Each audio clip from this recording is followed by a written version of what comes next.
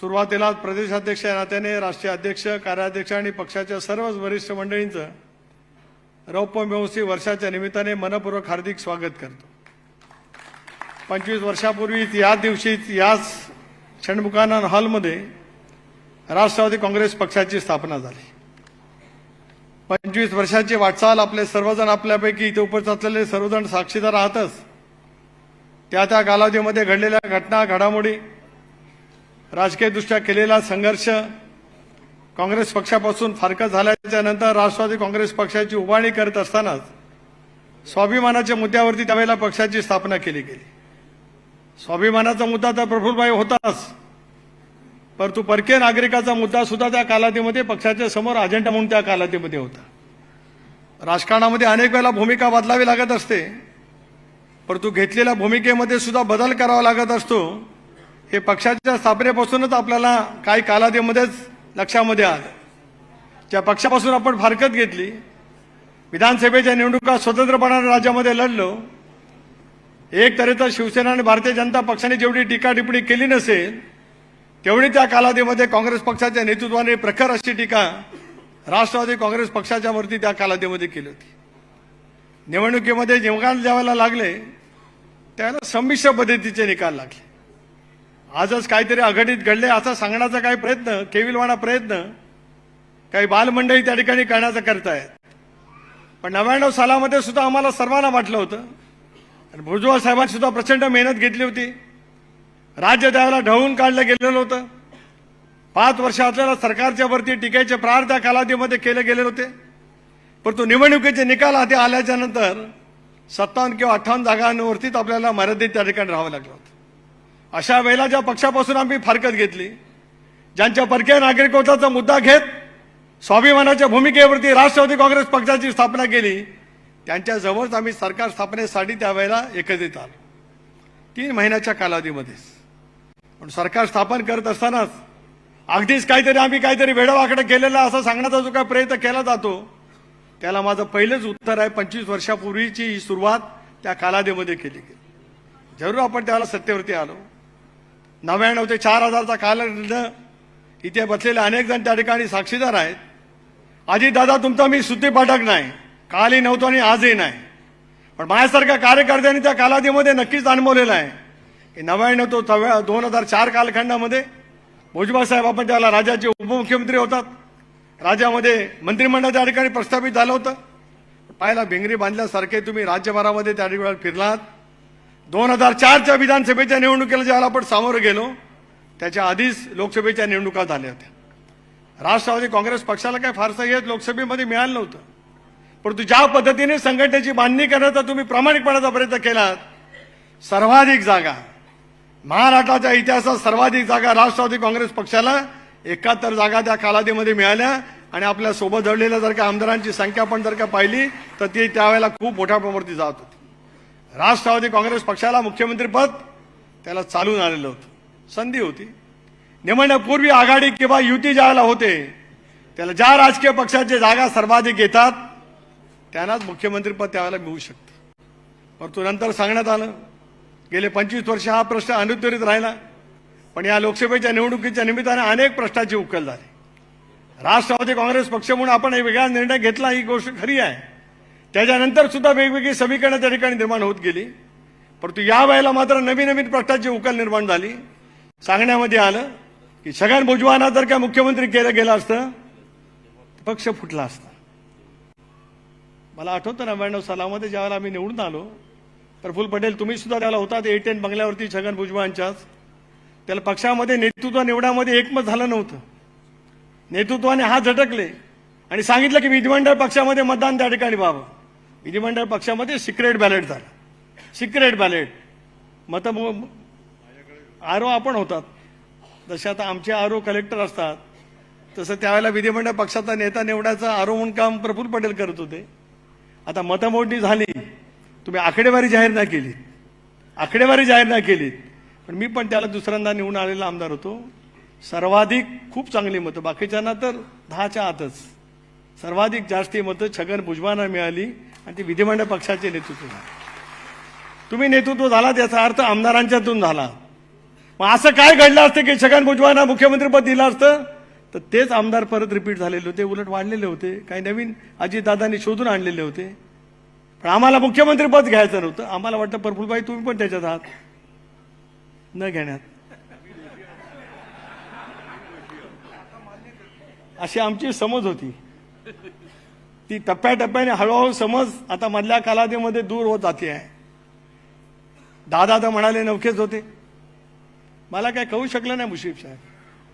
मी थोडासा इतिहासाचा धनंजय अभ्यासक आहे. मला आठवतं की 78 साली ज्याला पवारसाहेब राज्याचे मुख्यमंत्री झाले, या देशातील सर्वाधिक तरुण मुख्यमंत्री आदरणीय पवारसाहेब, ही एक काळाच्या याच्या इतिहासामध्ये नोंदली गेलेली वेळ. अनुभव नव्हता दादांना. दादा तर 91 साली राजीव गांधीच्या नंतर सर्वाधिक मतांनी जर काय लोकसभेमध्ये जर काय कोण निवडून आले तर बारामती लोकसभा मतदारसंघातून 91 साली अजितदादा तुम्ही त्या कालावधीमध्ये निवडून आला. पवारसाहेब त्याला देशाचे संरक्षण मंत्री म्हणून गेले. हिमालयाच्या मदतीला सह्याद्री धावून गेला. चव्हाण साहेब ज्यावेळेला दिल्लीला पंडित जवाहरलाल नेहरूंनी बोलवलं, चीनचं युद्ध झालं, त्याला तसंच महाराष्ट्रामध्ये म्हटलं गेलं. आणि 91 सालामध्ये सुद्धा चव्हाण साहेबांचे मानसपुत्र म्हणून पवार साहेब ज्यावेळेला दिल्लीला गेले त्यावेळेला हिमालयाच्या मदतीला सह्याद्री धावून गेला असं वाक्य केलं गेलं. दादा तुम्ही त्यावेळेला सुधाकर नाईक साहेबांच्या मंत्रिमंडळामध्ये राज्यमंत्री झाला. तुम्ही त्यावेळेला आमदारी झाला होतात बारामतीची, किंवा त्यावेळेला पोटनिवडणूक व्हायची राहिली होती. त्या कालावधीमध्ये 2.5 वर्ष तुम्ही राज्यमंत्री राहिलात. आणि माझी तुमची ओळख तुम्ही राज्यमंत्री असताना झाली. त्यावेळेला मी जिल्हा परिषद अध्यक्ष होतो रायगडचा. तुम्ही त्यावेळेला कृषी फलोत्पादन खात्याचे राज्यमंत्री त्यावेळेला होतात. आणि रायगड जिल्हा परिषदेच्या एका कामाच्या निमित्ताने मंत्रालयामध्ये ज्यावेळेला तुम्हाला मी पहिल्यांदा भेटलो त्यावेळेला तुमच्या पहिल्याच ओळखीमध्ये एका भेटीमध्ये माझ्यासारख्या कार्यकर्त्याला जाणवलं की हे काहीतरी भलतंच अजब रसायन आहे. जे रसायन आज ना उद्या महाराष्ट्राला नक्की नेतृत्व देऊ शकतंय असं त्या कालावधीमध्ये माझ्यासारख्या कार्यकर्त्याला वाटतं. तुम्हाला त्यावेळेला अनुभव मिळाला. 99 सालापासून सुद्धा 2004 सालापर्यंत तुम्ही मंत्री राहिलात. तुमचा सुद्धा अनुभव 7 वर्षाचा होता. आदरणीय पवारसाहेबांच्या बद्दल, श्रद्धेय पवारसाहेबांच्या बद्दल कमालीचा आदर व्यक्त करून या ठिकाणी सांगतोय. पवारसाहेब सुद्धा 72 सालामध्ये राज्यमंत्री झाले, 75ला ते मंत्री झाले. ते सरकार 3 वर्ष चाललं. 77 सालामध्ये निवडणुका झाल्या, 78 सालामध्ये राज्यामध्ये निवडणुका झाल्या, 6 वर्षांनी त्याला निवडणुका झाल्या नाही. गायवासुर अगोदर गेलं होतं. नंतर मी 78चं सांगतोय. आणि 78ला ज्यावेळेला वसंतदादांचं सरकार आलं, ज्या कालावधीमध्ये नासिकराव देशपांडेंचं सरकार आलं, काँग्रेस, चव्हाण रेड्डी काँग्रेस आणि काँग्रेस पक्षाचं सरकार ज्यावेळेला आलं त्यावेळेला ते सरकार 2-3 महिने चाललं आणि पवारसाहेब राज्याचे मुख्यमंत्री झाले. पवारसाहेबांना सुद्धा मंत्रिपदाचा 7 वर्षाचा अनुभव आणि अजितदादांना सुद्धा 7 वर्षाचा अनुभव. अनुभवाचा काही प्रश्न येतच नाही. पण ठीक आहे, आपल्याला करायचं नव्हतं, नाही होऊ शकले. पण एक गोष्ट नक्की आहे की 25 वर्षापूर्वी, 25 वर्षाच्या म्हणजे 21 वर्षापूर्वी, 20 वर्षापूर्वी राष्ट्रवादी काँग्रेस पक्षाला जी संधी आली होती ती जर काही संधी घेतली गेली असती तर महाराष्ट्रामध्ये परत राष्ट्रवादी काँग्रेस पक्षाला पाठीमागे वळून बघावं लागलं नसतं. हे सत्य कधी कोणाला नाकारता येऊ शकणार नाही. की आज काय या ठिकाणी मी सांगण्याचा प्रयत्न करतोय, 25 वर्षाचं सिंहावलोकन करत असतानाच पक्षामध्ये घडलेल्या घडामोडी, पक्षामध्ये झालेला, पक्षाला मिळालेली एकंदरीत ताकद, पण ते ताकदीचं रूपांतर शक्तीमध्ये करण्याच्या दृष्टिकोनातून कदाचित काही ना काहीतरी गोष्टी त्या ठिकाणी आड आल्या असतील म्हणून ते काय घडलं नसेल आपल्याला त्या ठिकाणी त्यानिमित्ताने पाहायला मिळू शकतं. 2009 सालामध्ये सुद्धा आपण निवडणुकीला सामोरं गेलो, चांगलं यश त्या कालावधीमध्ये मिळालं. 2004 पेक्षा कदाचित कमी मिळालं. 2014 सालामध्ये सुद्धा आपण पाहिलं 4ही पक्ष वेगवेगळे लढले. आम्ही तर त्यावेळेला भारतीय जनता पक्षाला पाठिंबा दिलाच. प्रफुल्लभाईंनी राष्ट्रीय सरचिटणीस म्हणून पाठिंबा जाहीर केला. मी प्रदेशाध्यक्ष म्हणून त्यांच्या बाजूला उभा होतो. आम्ही सर्वजण होतो. भुजबळ साहेब पण त्याला होते. निवडणुकीचे निकाल महाराष्ट्रातले हाती येत होते, परंतु पूर्णपणाने निकाल हाती यायच्या अगोदरच भारतीय जनता पक्षाला आम्ही बाहेरून पाठिंबा 2014 सालामध्ये दिला. प्रफुल्लभाई राष्ट्रीय सरचिटणीस, प्रदेश राष्ट्रवादी काँग्रेस पक्षाचा अध्यक्ष म्हणून सुनील तटकरे, हे 14 सालामध्ये झालं. भारतीय जनता पक्षाच्या सोबत जाण्याची सुरुवात 2014 सालामध्ये झाली. त्याच्या आधी मला आठवतंय 2009 सालामध्ये शिवसेनेबरोबर जावं की काय याची सुद्धा चर्चा त्या कालावधीमध्ये सुरू होती. 2014 सालामध्ये सुद्धा अतिशय जबाबदारीने मी या ठिकाणी सांगतोय, 16 भारतीय जनता पक्षाने 16 जागा लढवायच्या, शिवसेने 16 जागा लढवायच्या, राष्ट्रवादी काँग्रेस पक्षाने सुद्धा 16 जागा लढवायच्या, अशी सुद्धा भारतीय जनता पक्षाच्या नेतृत्वाने त्यावेळेला होकार दिला होता. आपल्या नेतृत्वाने सुद्धा ठरवलं होतं. पण समीकरणं बदलली, ते येऊ शकलं नाही. That did not materialise. ते होऊ शकलं नाही प्रत्यक्षामध्ये. आणि मग 2014 सालामध्ये आपण सर्वांनी म्हणून पाहिलं, महाराष्ट्रामध्ये त्यावेळेला नरेंद्र मोदींच्या नेतृत्वाखाली स्वर्गीय बाळासाहेब ठाकरेंच्या नव्हते त्यावेळेला, पण त्या संबंध कालखंडामध्ये फार मोठं यश भारतीय जनता पक्षाने शिवसेनेला त्या कालावधीमध्ये मिळालं. 16 मध्ये सुद्धा आम्ही भारतीय जनता पक्षावरती जाणारच होतो, सरकार बनणारच होतं. मंत्री, राज्यमंत्री, पालकमंत्री खाती, 2019 सालातल्या लोकसभेच्या जागेचं वाटप सुद्धा ठरलं होतं. प्रदेशाध्यक्ष म्हणून मी जाणीवपूर्वक या ठिकाणी सांगतोय, परंतु अंतिम निर्णय घेण्यासाठी, सरकार कधी आपण शपथ घ्यायची हे ठरवण्यासाठी ज्यावेळेला दिल्लीमध्ये गेलो, मी सुद्धा त्यावेळेला होतो.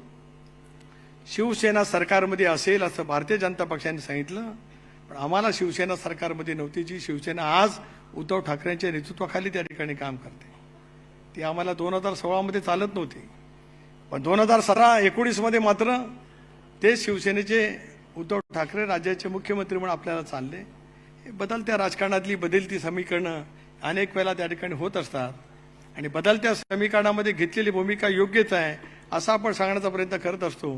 अजितदादांनी, प्रफुल्ल पटेलांनी, छगन भुजबळांनी मात्र घेतलेली भूमिका, जी स्वर्गीय चव्हाण साहेबांच्या विचारधारावरती आधारित असलेली भूमिका, बहुजनांच्या हितासाठी राष्ट्रीय प्रवाहामध्ये तुम्ही सहभागी झालं पाहिजे, चव्हाण साहेबांनी ऐतिहासिक काळामध्ये घेतलेला निर्णय, त्या निर्णयाची अंमलबजावणी करण्याचं धोरण ज्यावेळेला अजितदादांच्या नेतृत्वाखाली केलं गेलं, त्यावेळेला मात्र टीकेचा प्रहार करण्याच्या संदर्भातली भूमिका त्या ठिकाणी घेतली. नाही होऊ शकलं 2017 मध्ये. 19 मध्ये तर नंतर राष्ट्रपती राजवट सुद्धा जी काही या राज्यामध्ये लागली, ती राष्ट्रवादी काँग्रेस पक्षाला भारतीय जनता पक्षाबरोबर सरकारमध्ये सहभागी व्हायचं होतं.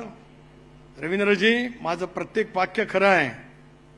2019 सालामध्ये सुद्धा राष्ट्रवादी काँग्रेस पक्षाला भारतीय जनता पक्षाबरोबर सरकारमध्ये सहभागी व्हायचं होतं. परंतु 19च्या निवडणुकीमध्ये, विधानसभेच्या निवडणुकीमध्ये परस्परांच्या बद्दलची टीका टिप्पणी केली होती. लगेच सरकारमध्ये सहभागी झाले असतो तर जनतेने आमच्यावरती टीका केली असती.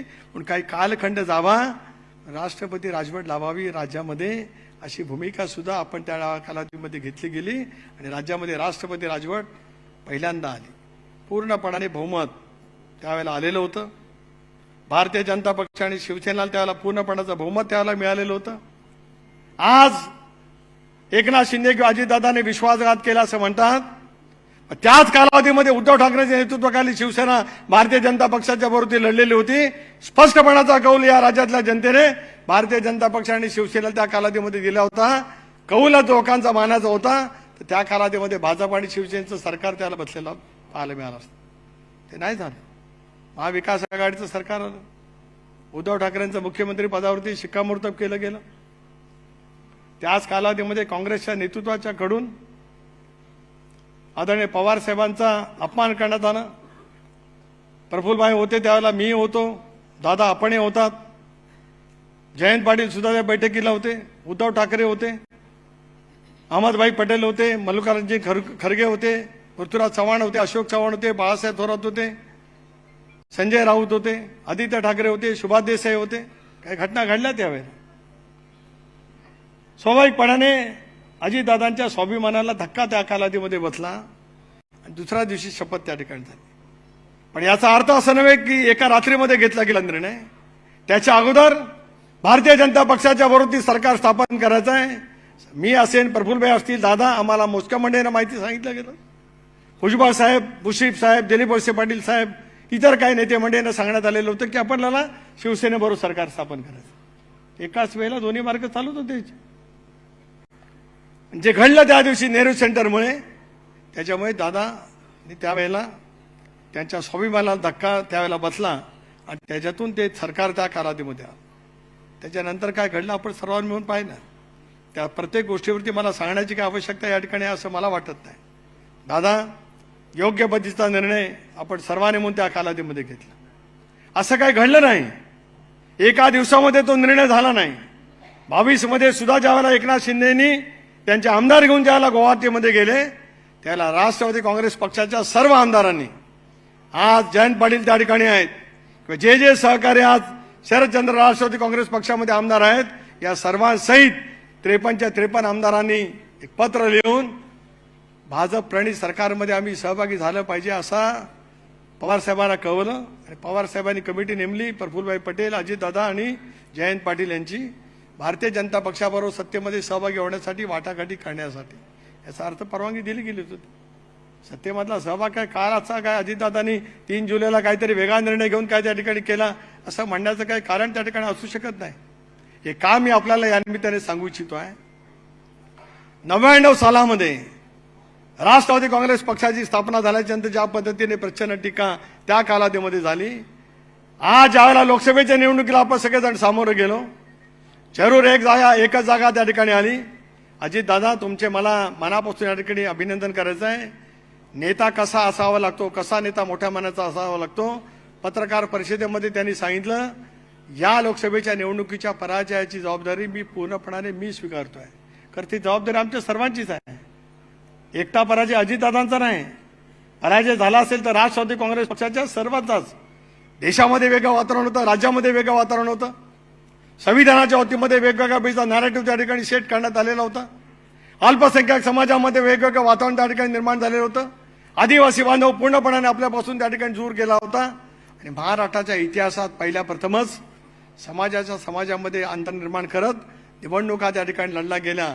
हे विदारक सत्य आणि चित्र या महाराष्ट्रामध्ये लोकसभेच्या निवडणुकीच्या निमित्ताने तुम्ही आम्ही सर्वांनी अनुभवलेलं। एका गोष्टीचं शल्य आणि दुःख वाटलं, स्वर्गीय चव्हाण साहेबांची संस्कृतीचे विचारधारेचे वारसदार आम्हीच आहोत असा दांडोरा पिटणारे काही मंडळी या लोकसभेच्या निवडणुकीमध्ये सोशल मीडियाच्या माध्यमातून आणि अनेक वेळेला राष्ट्रीय नेतृत्वाच्या उपस्थितीमध्ये ज्यावेळेला जाहीर प्रचाराच्या सभा व्हायच्या, त्यावेळेला चौथ्या श्रेणीवरती काम करणाऱ्या कार्यकर्ते आणि कार्यकर्ते भगिनींच्याकडून अजितदादांच्या बद्दलची केली गेलेली वक्तव्य अत्यंत क्लेशकारक त्या ठिकाणी होती। मला कळू शकलं नाही, चव्हाण साहेबांच्या विचाराचे वारसदार असणाऱ्या म्हणणाऱ्या पक्षाच्या माध्यमातून अशा पैकी टीकाटिप्पणी ज्याला केली जात होती, टीकाटिप्पणी व्हावी, सिद्धांतावरती आधारित व्हावी, धोरणावरती आधारित होऊन व्हावी, अन्य काही बाबतीमध्ये करून व्हावी, अरे तुरे करत। दादा, आज या लोकसभेच्या निवडणुकीमध्ये केवळ एक जागा जरी मिळालेली असली तरी सुद्धा आज महाराष्ट्रातल्या कार्यकर्त्यांचा आत्मविश्वास जराही कमी झाला नाही, याचा आज साक्षीदार षण्मुखानं आलाय, त्याचा मला मनापासून आनंद अभिमान या ठिकाणी वाटतोय। एका निवडणुकीतून कधी परिमाण बदलली जात नसतात, राजकारणामध्ये वेगवेगळ्या निवडणुका वेगवेगळी समीकरणे घेऊन येत असतात। यावेळची लोकसभेची निवडणूक सुद्धा वेगळं समीकरण घेऊन त्या ठिकाणी आहे। देश पातळीवरती वेगळी समीकरणे घडलेली पाहायला मिळाली, राज्य पातळीवरती सगळी समीकरणे घडलेली पाहायला मिळाली। विदर्भामध्ये वेगळी समीकरणं, मराठवाड्यामध्ये वेगळी, पश्चिम महाराष्ट्रामध्ये वेगळी, उत्तर महाराष्ट्रामध्ये वेगळी, कोकणामध्ये वेगळी, मुंबईमध्ये वेगळी।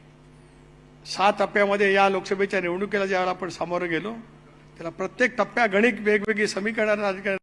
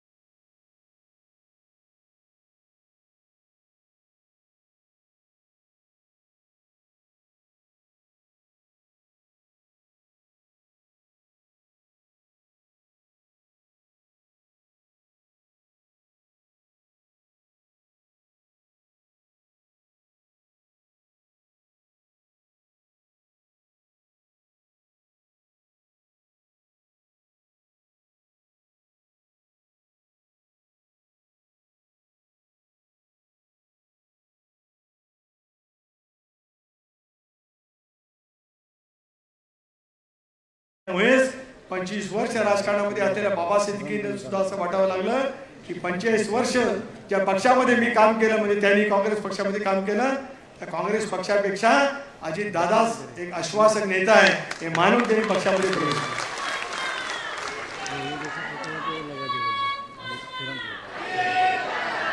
बॅरिस्टर अंतुलेंचं मुख्यमंत्रीपद अनेकांनी अनुभवलेलं आहे आणि अंतुले साहेबांचा मुख्यमंत्री पदाच्या कारकिर्दीमध्ये घेतलेले निर्णय महाराष्ट्राच्या इतिहासामध्ये त्या ठिकाणी लिहिले जाऊ शकतात. त्यांचेच वारसदार असलेल्या मुश्ताक अंतुलेने सुद्धा लोकसभेच्या निवडणुकीची पार्श्वभूमी चालू असताना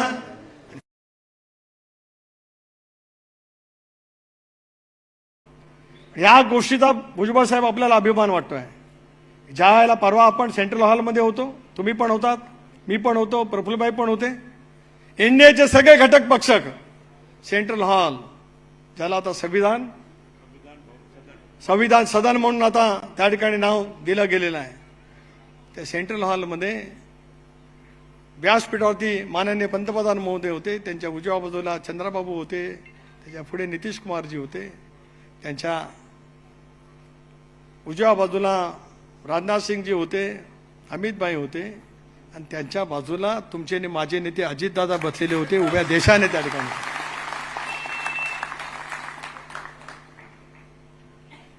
आज संसद रत्न असं वाटतं की राष्ट्रवादी काँग्रेस पक्षाला भाजप काही किंमत देत नाही.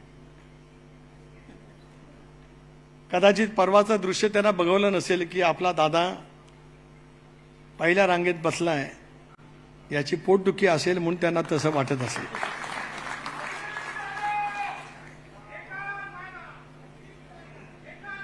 काल सुद्धा शपथविधीला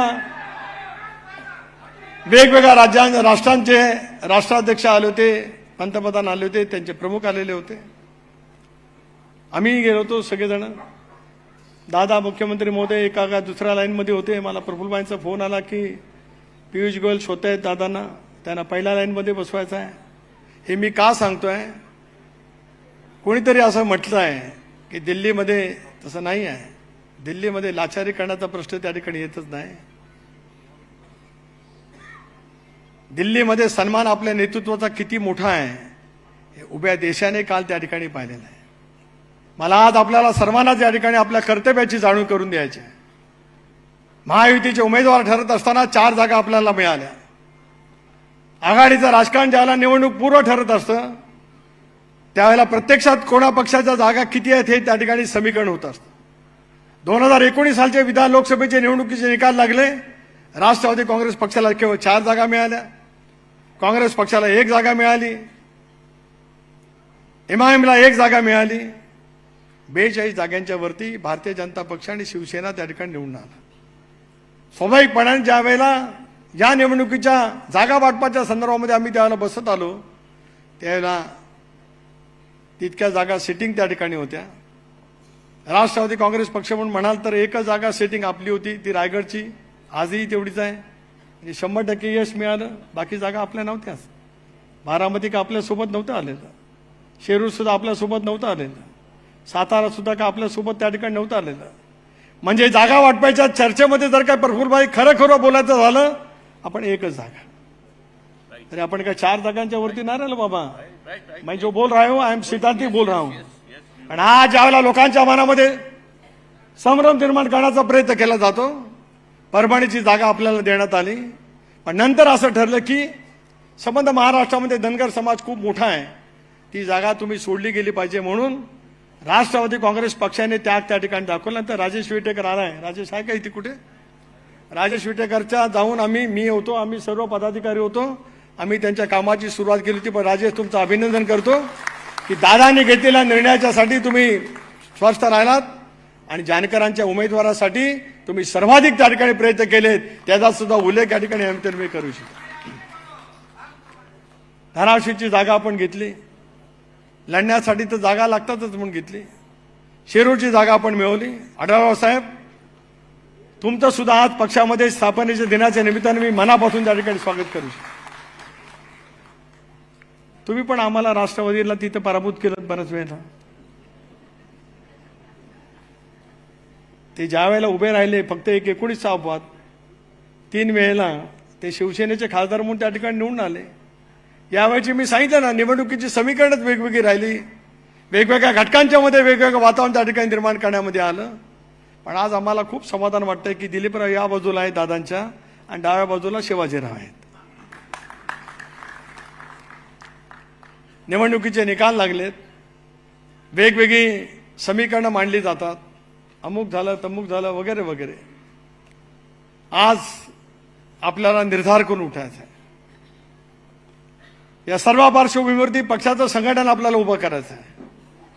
एक गोष्ट निर्विवादपणाने त्या ठिकाणी आज आहे, या जाहीररित्या या ठिकाणी राष्ट्रवादी काँग्रेस पक्षाच्या सर्व महाराष्ट्रातल्या कानाकोपऱ्यात आलेल्या कार्यकर्त्यांना निक्षूनपणाने सांगू इच्छितो आहे. दादाही या ठिकाणी आहेत, प्रफुल्लभाई आहेत, भुजबळ साहेब तुम्ही पण या ठिकाणी आहात. गेले 2-3 दिवस आपण दिल्लीमध्ये त्या ठिकाणी होतो. अनेकांना असं वाटतं प्रफुल्लभाई की लोकसभेच्या निवडणुकींच्या मध्ये आपल्याला केवळ 4 जागा मिळाल्या, विधानसभेच्या निवडणुकींच्या मध्ये का होईल. माझ्या सर्वच प्रवक्त्यांना आणि आता सर्वच मंत्र्यांना विनंती आहे की आता जागा वाटपाच्या वतीमध्ये तुम्ही कोणी आता काही बोलूच नका. तुम्ही कोण बोललात की लगेच वेगवेगळ्या आपल्या मित्र पक्षांचे प्रवक्ते त्या ठिकाणी बोलतात आणि वातावरणामध्ये कुठं ना कुठेतरी दूषितपणा त्या ठिकाणी निर्माण होतो. आज राष्ट्रवादी काँग्रेस पक्षाचं संख्याबळ 53 आहे. आपली सुरुवात 53 पासून होणार आहे.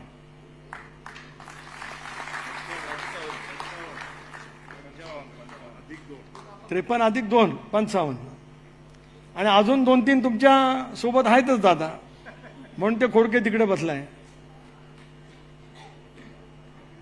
त्यामुळे ते तुम्ही 55-57 पर्यंत जाल आणि त्याच्यानंतर मग ती पुढची वाटचाल जी काय आहे ती, त्याच्यापेक्षा मी अधिक शब्दप्रयोग या ठिकाणी करू इच्छित नाही.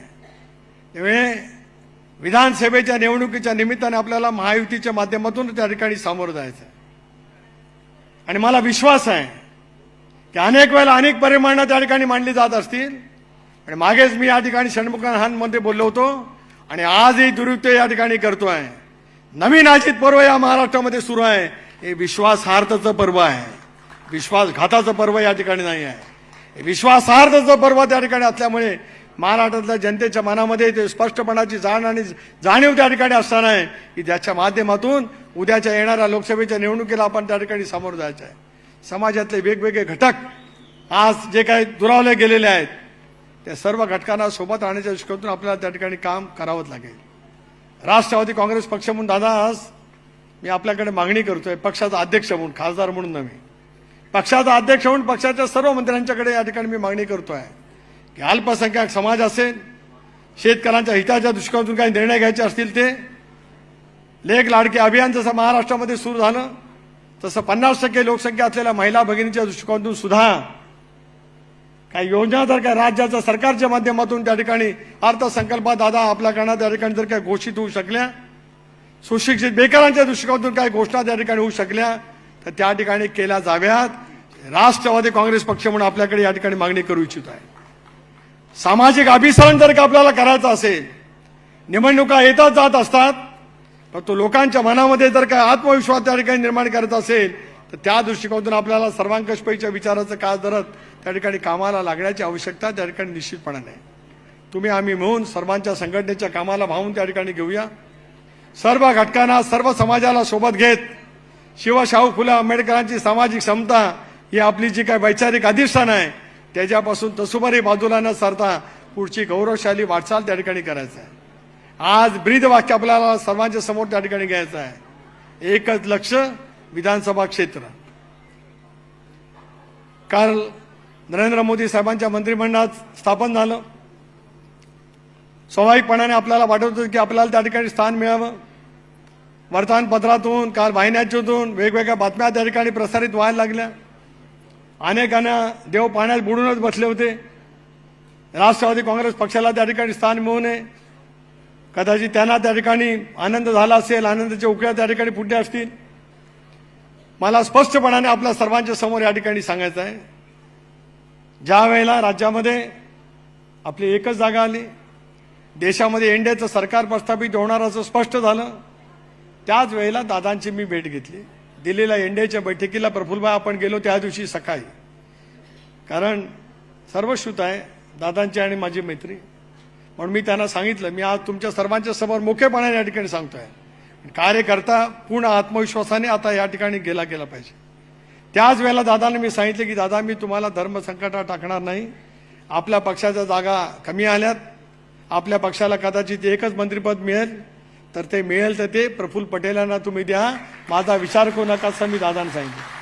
प्रफुल्लभाई, मी तुम्हाला सुद्धा सांगितलं नाहीये, पण आज राष्ट्रवादी काँग्रेस पक्षाच्या सर्व कार्यकर्त्यांच्या साक्षीने या ठिकाणी सांगतोय की दादांना मी पहिल्या दिवशी सांगितलं, संख्याबळाच्या आधारित एकच जागा जर का राष्ट्रवादी काँग्रेस पक्षाला मिळाली तर आज प्रफुल्ल पटेल त्या ठिकाणी सिनियर आहेत. आपण जी भूमिका घेतली या भूमिकेमध्ये, त्या घडामोडीमध्ये सर्वांचाच रोल महत्वाचा आहे, पण त्याच्यात राष्ट्रीय पातळीवरचा महत्वाचा रोल प्रफुल्लभाई तुम्ही बजावलेला आहात, याची जाणीव असलेला आम्ही सगळेजण आहोत. कोणाच्याही मनामध्ये काय नको. काल दुपारी वाहिन्यांनी बातम्या चालवल्या की प्रफुल्लभाईंच्या आणि माझ्यात वाद, आम्ही सगळेजण जेवायला बसलो आणि बातमी आली आणि आम्ही सगळेजण बघतो त्या ठिकाणी की यांच्यात आणि माझ्यात वाद. मी भुजबळ साहेबांना दाखवली. भुजबळ साहेब तशी मिश्किल आहेत फार, म्हणजे आहेतच नेहमी. ती बातमी त्यांना दाखवली, धनंजय मुंडे पण होतेच बाजूला. ती दाखवल्याच्या नंतर त्यांच्या शैलीत काय बोलायचं तिथे बोलले, कारण ती भुजबळ शैली आहे. ते आता आपण नंतर इथं बघणार आहोत, कारण त्यांची शैली अशी असते. त्यांचं भाषण ऐकण्यापेक्षा बघण्यासाठी येणाऱ्यांची संख्या आणि अशी पण असते. एखादी शेरोशायरी सुद्धा होऊ द्या माझ्यासाठी, म्हणजे परत मी तुमची स्टाईल करणार नाही. गमतीचा भाग सोडा. तुम्ही आम्ही सगळेजण एकच संघ आहोत, पण आज शपथ घेऊन या ठिकाणी निघूया. राष्ट्रवादी काँग्रेस पक्षाचा चांद्यापासून मांद्यापर्यंत आलेला प्रत्येक कार्यकर्ता या पद्धतीने पुढचे 4 महिने त्या ठिकाणी काम करेल. एकच लक्ष विधानसभा क्षेत्र हे घेऊनच आपल्याला पुढची वाटचाल त्या ठिकाणी करायचं आहे. होय, आम्हाला सप्रमाण दाखवायचं आहे, स्ट्रायकिंग रेट त्या ठिकाणी दाखवायचा आहे. ऑक्टोबर महिन्यामध्ये महाराष्ट्राच्या विधानसभेचे निवडणुकीचे निकाल ज्याला जाहीर होतील, राष्ट्रवादी काँग्रेस पक्षाने सर्वाधिक चांगल्या जागा त्या ठिकाणी मिळवलेल्या आहेत. हे चित्र महाराष्ट्रामध्ये अजितदादांच्या नेतृत्वाखाली आपल्याला प्रस्थापित करायचं आहे. या जिद्दीने पुढची वाटचाल करण्यासाठी आपण सर्वांनी म्हणून त्या ठिकाणी काम करावं. मी फक्त प्रफुल्लभाई सही करण्यापुरता लोकसभेच्या अधिवेशनाला येणार आहे. माझा कार्यक्रम मी उद्या ठरवणार आहे. दादा, आयुष्यभर मंत्रालयात खूप काम तुम्ही करत आलात. 19 सालापासून सरकार जाईपर्यंत पहिली 2.5 वर्ष तुम्हीच मंत्रालयात चालवलं. काही माणसं मंत्रालयातच नव्हती आली. खरं आहे ना? काय खोटं नाही काय बोललं. हेच फिरत होते ना मंत्रालयामध्ये, दुसरं काय बोल.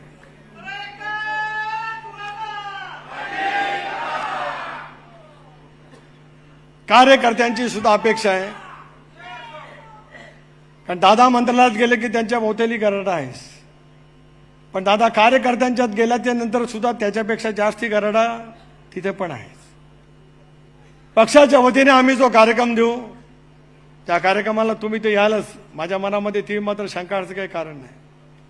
पण आपल्या सगळे विधानसभा मतदारसंघाचा आमदारांचा मतदारसंघ अधिवेशनाच्या पूर्वी काही आणि अधिवेशन संपल्याच्या नंतर मात्र, आणि नंतर मग आचारसंहिता 1.5 महिन्यांना लागेल, त्याला पूर्णपणाने सगळ्या विधानसभा मतदारसंघामध्ये आपल्याला फिरायचं आहे.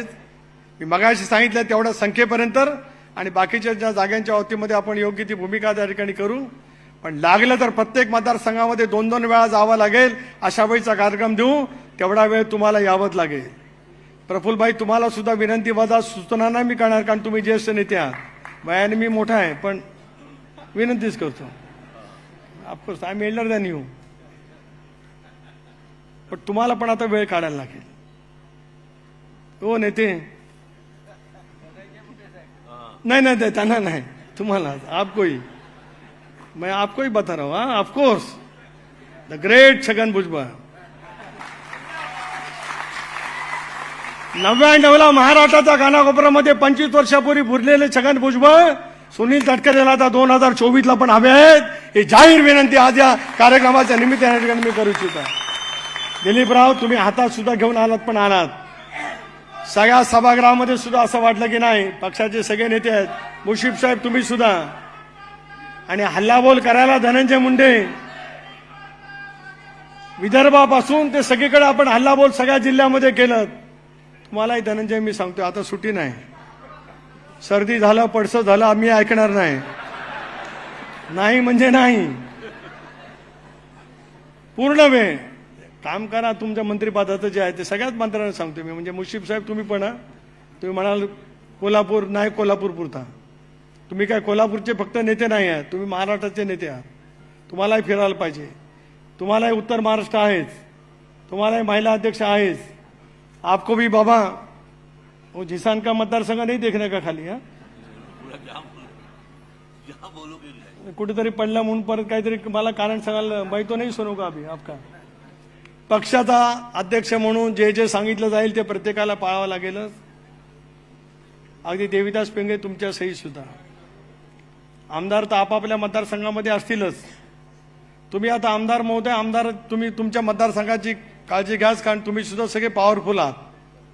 कोणतरी म्हणते सगळ्या आमदारांच्या मतदारसंघामध्ये नवीन नेतृत्व तयार करणार आहोत. कोणीतरी मुदत दिले 15 दिवसाची. अरे 15 दिवसाची नाही तर कसली द्या. तुमच्या मुदतीला कोण भीक घालत नाही. राष्ट्रवादीचा प्रत्येक आमदार अजितदादांच्या विचाराशी त्या ठिकाणी जोडला गेलेला आहे. कोणाच्या मनामध्ये काय वेगळा संभ्रम किंवा वेगळी अवस्था त्या ठिकाणी निर्माण होण्याचं काही कारण होऊ शकत नाही. होय, आम्हाला आत्मविश्वास आहे. महाराष्ट्रामध्ये ज्यावेळेला ऑक्टोबर महिन्यामध्ये विधानसभेचे निवडणुकीचे निकाल लागतील त्याला घड्याळाचा गजरच चांद्यापासून बांध्यापर्यंत आपल्याला ऐकायला मिळेल. याच्यात माझ्या मनामध्ये शंकाचं काही कारण नाही. महायुतीमध्ये आपल्याला समन्वय ठेवायचा आहे. मित्र पक्षामध्ये सुद्धा समन्वय ठेवायचा आहे. आपसांच्या मध्ये गैरसमज निर्माण होणार नाहीत याची खबरदारी घेऊनच आपल्याला त्या ठिकाणी वाटचाल करायची आहे. पण दादा, मला विश्वास आहे या वर्षी ज्यावेळेला तुम्ही अर्थसंकल्प मांडाल, यावेळेला तुम्ही ज्यावेळेला अर्थसंकल्प मांडाल,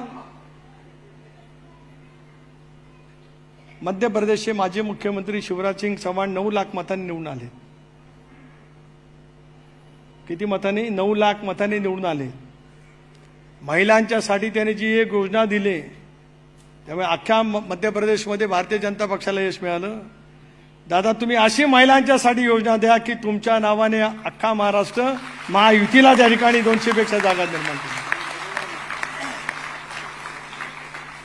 आणि महाराष्ट्रातल्या कानाकोपऱ्यामधला जो काही तरुण वर्ग आहे, तरुणाई जी आहे, जी सुशिक्षित आहे, त्या तरुणाईला सुद्धा दादा तुम्ही अशी ताकद द्या की या संबंध तरुणाईला सुद्धा असं वाटेल घड्याळ तेच वेळ नवी, नवीन अजित पर्व, त्या नवीन अजित पर्वाच्या पाठीमागे उभं राहिलं पाहिजे असं आश्वासक तरुणांच्या मनामध्ये निर्माण करण्याचं का तुम्ही त्या ठिकाणी करावं एवढी नम्रतेची विनंती या ठिकाणी करतो. अल्पसंख्याक समाज, आंबेडकरी चळवळीवरती श्रद्धा असणारा समाज, आदिवासी बांधव यांच्या मनामधला सुद्धा एक आत्मविश्वास महायुतीकडे, राष्ट्रवादी काँग्रेस पक्षाकडे निर्माण अधिक आकर्षित करण्याच्या दृष्टिकोनातून सुद्धा असंख्य योजना तुम्ही त्या ठिकाणी कराल असा विश्वास या ठिकाणी व्यक्त करतो. हे सगळं काय होईल तुमच्यापासून माझी अपेक्षा आहे. बूथ रचना, कार्यकर्त्यांनी झोकून देऊन काम करणं. पक्षासाठी 3 महिने द्या, मग पुढचे 5 वर्ष कसे आहेत ते आपण बघू, नक्कीच बघू. आणि आज हेही सांगतो मी की अनेक वेळेला दादा असं होतं की निवडणुकीच्या वेळेला कार्यकर्त्यांना आपण राबवतो ते राबतात, पक्षाचं सत्ता यावी म्हणून त्या ठिकाणी काम करत असतात आणि सत्ता आल्याच्या नंतर त्यांच्याकडे दुर्लक्ष होतं.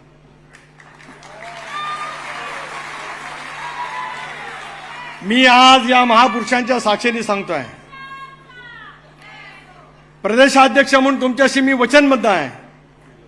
या पहिल्या 3 महिन्यामध्ये सुद्धा आणि त्याच्यानंतर सुद्धा मी आमदारांची माफी मागून सांगतो की राज्यात सत्ता आल्याच्यानंतर तुमच्याकडे कदाचित थोडं दुर्लक्ष होईल, पण माझ्याकडनं लक्ष दिलं जाईल या सगळ्यांच्याकडे ज्यांच्या भक्कमपणाच्यामुळे आम्ही सत्तेवरती बसणार आहोत.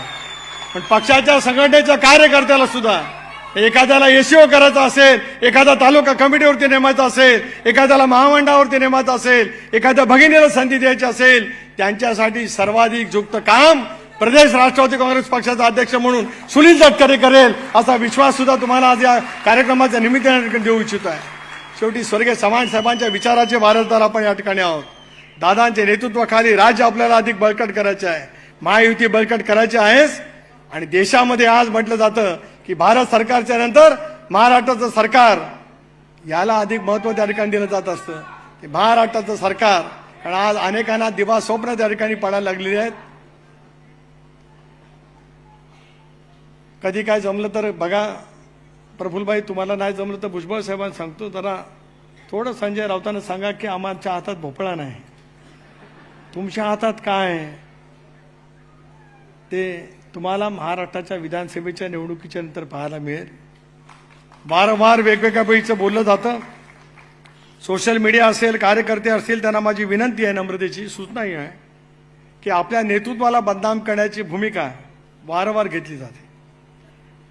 लोकसभेच्या निवडणुकीचे काही दिवस आधी, निकाल लागायच्या काही दिवस आधी पुण्याचा प्रकार दुर्दैवी आहे.